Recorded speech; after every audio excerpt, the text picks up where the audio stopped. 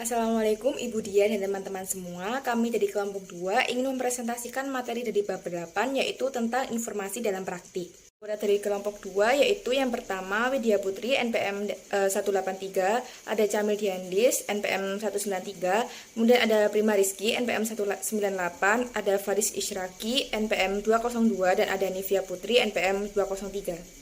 Materi yang pertama yaitu membahas mengenai sistem pemrosesan transaksi.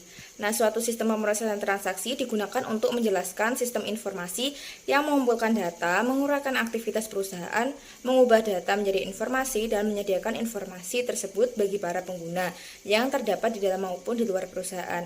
Nah, sistem pemrosesan transaksi ini juga memiliki tanggung jawab untuk memberikan informasi kepada setiap user lingkungan. Sebagai contoh, sistem pemrosesan transaksi memberikan faktur dan laporan saldo kepada pelanggan. Materi yang selanjutnya yaitu membahas mengenai tinjauan sistem. Nah, DFD mendokumentasikan suatu sistem dengan cara yang hierarkis, dan diagram dalam gambar yang ada di PPT mencerminkan tingkat yang tertinggi. Diagram ini disebut diagram konteks karena ia menyajikan sistem dalam konteks lingkungannya. Seluruh sistem ditunjukkan oleh kotak yang diberi label sistem distribusi. Kemudian unsur-unsur lingkungan yang berinteraksi dengan sistem ditunjukkan dengan kotak-kotak dan dihubungkan ke sistem oleh panah-panah yang disebut arus data. Dari gambar tersebut, kita juga mengetahui unsur-unsur lingkungan dari sistem distribusi yang meliputi pelanggan, pemasok, ruang persediaan bahan baku, dan manajemen. Materi yang selanjutnya yaitu membahas mengenai subsistem utama dari sistem distribusi. Nah, subsistem ditentukan melalui kotak-kotak tegak dan diberi nomor dalam gambar yang ada di PPT tersebut. Nah, subsistem yang pertama berhubungan dengan pemenuhan pesanan pelanggan, yang kedua dengan pemesanan penggantian persediaan dari pemasok, dan yang ketiga dengan pemeliharaan buku besar perusahaan. Selanjutnya yaitu membahas mengenai sistem yang memenuhi pesanan pelanggan. Nah, gambar yang ada di PPT menunjukkan 4 sistem utama yang terlibat dalam pemenuhan pesanan pelanggan, yaitu yang pertama entry pemesanan, persediaan, penagihan, dan piutang dagang. Nah, gambar yang ada di PPT adalah perluasan dari proses 1 dalam diagram nomor 0. Karena alasan ini, maka disebut sebagai diagram nomor 1. Dalam hal ini, angka nomor 1 mengacu pada nomor proses yang sama terdapat pada DFD pada tingkat yang lebih tinggi. Selanjutnya yaitu membahas mengenai sistem yang memesan persediaan pengganti. Gambar pada PPT disebut diagram nomor 2. Dalam gambar tersebut menjelaskan bahwa sistem pembelian atau purchasing system menerbitkan pesanan pembelian kepada pemasok untuk persediaan yang dibutuhkan. Nah, sistem penerimaan atau receiving system menerima persediaan, dan sistem utang dagang atau account payable system melakukan pembayaran. Sistem yang menjalankan proses buku besar. Sistem buku besar atau General Ledger System adalah sistem akuntansi yang menggabungkan data dari sistem-sistem akuntansi yang lain dengan tujuan untuk menyajikan gambaran keuangan operasi perusahaan secara gabungan. File yang memuat data akuntansi yang telah digabungkan itu adalah buku besar atau General Ledger. Terdapat 2 subsistem yang terkait. Yang pertama, sistem memperbarui buku besar atau Update General Ledger. Yang kedua, sistem pembuatan laporan manajemen atau Prepare Management Report System. Gambar di samping termasuk suatu tempat penyimpanan data atau data store dengan istilah DFD untuk penyimpanan data yang relatif permanen, seperti file induk atau file historis.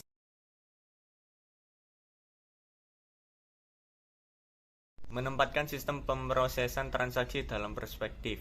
Sistem pemrosesan transaksi adalah sistem informasi pertama yang terkomputerisasi. Sistem ini berperan sebagai fondasi dari semua aplikasi yang lain. Fondasi ini mengambil bentuk basis data yang mendokumentasikan semua hal yang penting yang dilakukan oleh perusahaan dalam menjalankan operasinya dan berinteraksi dengan lingkungan.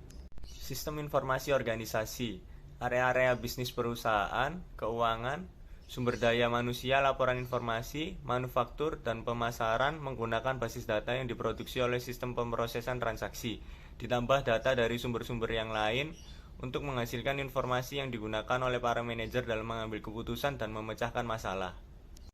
Jenis sistem informasi lainnya yang telah diimplementasikan di banyak perusahaan yaitu sistem informasi eksekutif atau Executive Information System, yang mana ditujukan untuk tingkat organisasi daripada area bisnis. Sistem informasi pemasaran. Sistem informasi pemasaran atau Marketing Information System memberikan informasi yang berhubungan dengan aktivitas pemasaran perusahaan. Gambar di samping merupakan model sistem informasi pemasaran.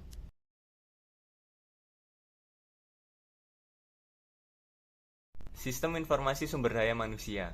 Sistem informasi sumber daya manusia atau Human Resource Information Subsystem memberikan informasi kepada seluruh manajer perusahaan yang berkaitan dengan sumber daya manusia perusahaan. Gambar di samping merupakan model sistem informasi sumber daya manusia. Sistem pemrosesan transaksi memberikan data input, sama seperti subsistem riset sumber daya manusia yang melakukan studi-studi khusus, dan subsistem intelijensi sumber daya manusia yang mengumpulkan data lingkungan yang mengandung permasalahan-permasalahan sumber daya manusia. Masing-masing subsistem output dari Human Resource Information Subsystem akan menangani aspek-aspek tertentu dari manajemen sumber daya manusia, yaitu perencanaan, rekrutmen, pengelolaan, tenaga kerja, kompensasi karyawan, memberikan tunjangan kepada karyawan, dan membuat banyak laporan SDM yang diminta oleh lingkungan, terutama badan-badan pemerintah.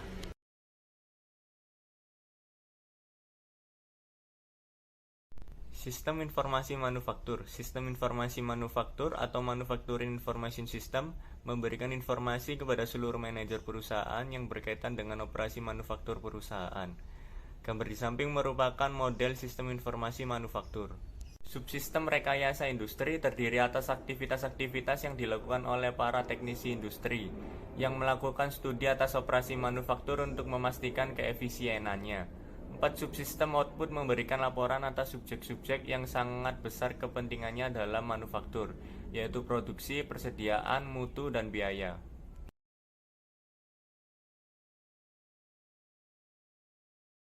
Sistem informasi keuangan.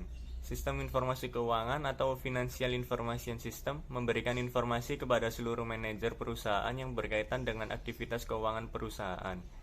Gambar di samping merupakan model dari sistem informasi keuangan.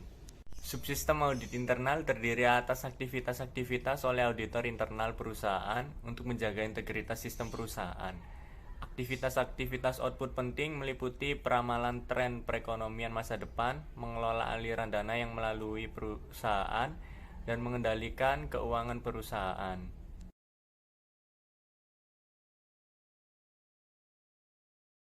Sistem informasi eksekutif. Sistem informasi eksekutif atau Executive Information System adalah suatu sistem yang memberikan informasi kepada para manajer di tingkat yang lebih tinggi atas kinerja perusahaan secara keseluruhan. EIS perusahaan biasanya terdiri atas stasiun-stasiun kerja eksekutif yang terhubung melalui jaringan ke komputer pusat. Selanjutnya yaitu manajemen hubungan pelanggan. Manajemen hubungan pelanggan atau Customer Relationship Management atau CRM merupakan manajemen hubungan antara perusahaan dan pelanggannya, di mana akan menerima nilai maksimum dari hubungan ini. Nah, dalam membina hubungan jangka panjang dengan pelanggan merupakan bentuk strategi yang bagus karena merupakan mempertahankan pelanggan yang ada biasanya lebih mudah daripada mendapatkan pelanggan yang baru. Oleh karena itu, perusahaan harus melakukan upaya-upaya untuk memahami para pelanggannya, sehingga kebutuhan mereka akan dapat dipenuhi dan mereka akan tetap setia kepada perusahaan tersebut. Selanjutnya, data warehousing. Data warehouse merupakan bagian utama dari data warehousing yang akan memasukkan data ke dalam gudang dan mengubah isinya menjadi informasi, kemudian menyajikan informasi tersebut kepada para pengguna. Istilah data warehouse telah diberikan untuk menjelaskan penyimpanan data yang memiliki karakteristik sebagai berikut. Yang pertama, kapasitas penyimpanan yang sangat besar. Yang kedua, data diakumulasikan dengan menambahkan catatan-catatan yang baru. Bukannya dijaga tetap paling mutakhir, namun memperbarui catatan-catatan yang sudah ada dengan informasi yang baru. Yang ketiga, data dapat diambil dengan mudah. Yang keempat, data sepenuhnya digunakan untuk pengambilan keputusan dan tidak digunakan dalam operasi perusahaan sehari-hari. Selanjutnya ada sistem data warehousing. Di sini dapat kita lihat model sistem data warehousing. Dalam sistem ini dapat dikumpulkan dari sumber-sumber data dan dikirimkan ke area pengumpulan sebelum dimasukkan ke dalam tempat penyimpanan data warehouse. Kemudian, suatu sistem penyampaian informasi akan memperoleh data dari tempat penyimpanan data warehouse dan mengubahnya menjadi informasi bagi para pengguna. Kemudian, dapat kita lihat dalam model sistem ini, terdapat dua penyimpanan, yaitu satu untuk data warehouse dan satu untuk metadata warehouse. Metadata berarti data tentang data, atau data yang menjelaskan tentang data dalam penyimpanan data. Selain itu, metadata juga akan melacak data ketika data tersebut beredar di sepanjang sistem data warehousing. Jadi untuk materi selanjutnya yaitu bagaimana data disimpan dalam tempat penyimpanan data warehouse. Dalam usaha basis data, seluruh data mengenai subjek tertentu disimpan bersama dalam satu lokasi, yang biasanya berbentuk sebuah tabel. Data tersebut meliputi data pengidentifikasi, seperti nomor pelanggan, kemudian data deskriptif, seperti nama pelanggan, dan data kuantitatif seperti penjualan bulan ini. Dalam tempat penyimpanan data warehouse, terdapat dua jenis tabel yang disimpan dalam tabel-tabel terpisah. Tabel data akan digabung untuk menghasilkan suatu paket informasi. Selanjutnya itu tabel dimensi. Data pengidentifikasian dan deskriptif akan disimpan dalam tabel dimensi atau dimension tables. Istilah dimensi mengartikan pemikiran bahwa data tersebut dapat menjadi basis untuk melihat data dari berbagai sudut pandang atau berbagai dimensi. Ya, tabel di samping merupakan contoh dari tabel dimensi. Dengan dimensi-dimensi contoh di dalam figur tersebut, para pengguna dapat memperoleh analisis menurut pelanggan, menurut wilayah pelanggan, menurut kode industri standar, menurut kode pos, dan seterusnya. Selanjutnya yaitu tabel fakta. Tabel-tabel terpisah yang disebut tabel fakta atau fact tables berisi ukuran-ukuran kuantitatif sebuah entitas, objek, atau aktivitas. Gambar di samping merupakan contoh dari tabel fakta. Dengan tersedianya jenis-jenis fakta ini untuk penjualan komersial, para pengguna dapat memperoleh analisis-analisis kuantitatif seperti unit penjualan aktual versus unit penjualan anggaran, rata-rata dolar penjualan per unit, komisi penjualan dari penjualan aktual, dan bonus penjualan sebagai persentase dari komisi penjualan. Selanjutnya itu paket informasi. Dua jenis data tersebut akan digabungkan untuk membentuk suatu paket informasi.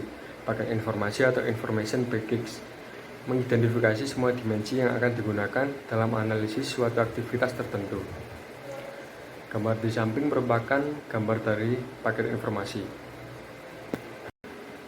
Untuk selanjutnya itu skema bintang. Untuk setiap dimensi akan ada satu kunci yang mengidentifikasikan dimensi dan menciptakan hubungan ke paket informasi. Karena memiliki kemiripan dengan pola sebuah bintang, maka struktur ini disebut skema bintang atau star skema. Skema bintang ini memungkinkan diperolehnya informasi seperti yang pertama, unit penjualan aktual menurut kode pos pada satu bulan tertentu. Yang kedua, perbandingan jumlah komisi penjualan menurut wilayah penjualan selama 2 kuartal terakhir. Yang ketiga, penjualan produk berdasarkan pelanggan untuk tahun berjalan sampai dengan saat ini. Gambar di samping merupakan contoh dari gambar skema bintang. Jadi skema bintang ini berfokus pada penjualan komersial dilihat dari segi pelanggan, tenaga penjual, produk, dan waktu. Tempat penyimpanan data warehouse terdiri atas beberapa skema bintang dengan satu skema untuk setiap jenis aktivitas yang dianalisis. Selanjutnya saya akan membahas mengenai penyampaian informasi. Unsur terakhir dalam sistem data warehousing ini adalah sistem penyampaian informasi yang mendapatkan data dari tempat penyimpanan data, mengubahnya menjadi informasi dan menjadikan informasi tersebut tersedia untuk para pengguna. Nah, proses yang dapat dilakukan untuk mendapatkan informasi dari data warehouse yaitu dengan beberapa cara. Di antaranya yang pertama yaitu drill down, yaitu proses navigasi ke bawah melalui tingkatan-tingkatan rincian. Yang kedua ada roll up, yaitu proses navigasi ke atas yang memungkinkan pengguna memulai dengan tampilan terinci dan kemudian meringkasnya menjadi tingkat ringkasan yang lebih tinggi. Nah, yang ketiga ada drill across, yaitu dengan cepat bergerak antar hierarki. Dan yang terakhir drill track, yaitu berangkat dari tingkat ringkasan ke tingkat terendah data yang terinci.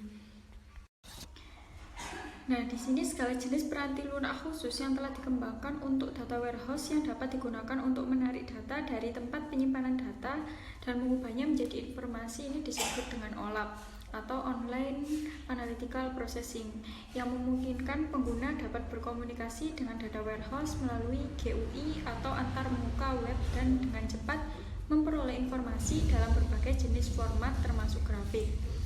Nah, di sini terdapat dua pendekatan untuk OLAP, yaitu rollup dan mollup. Rollup ini atau Relational Online Analytical System Processing merupakan suatu manajemen basis data relasional standar, sedangkan mollup atau Multidimensional Online Analytical Processing merupakan suatu sistem manajemen basis data khusus multidimensional. Nah, selanjutnya yaitu data mining. Data mining adalah proses menemukan hubungan dalam data yang tidak diketahui oleh pengguna. Data mining ini membantu pengguna dengan menemukan hubungan dan menyajikannya dengan cara yang dapat dipahami sehingga hubungan tersebut dapat menjadi dasar pengambilan keputusan. Nah, terdapat dua cara dasar dalam melakukan data mining, yaitu yang pertama verifikasi hipotesis atau hypothesis verification. Di sini mengasumsikan bahwa sebuah bank telah memutus untuk menawarkan reksadana kepada para nasabahnya. Yang kedua adalah penemuan pengetahuan atau knowledge discovery.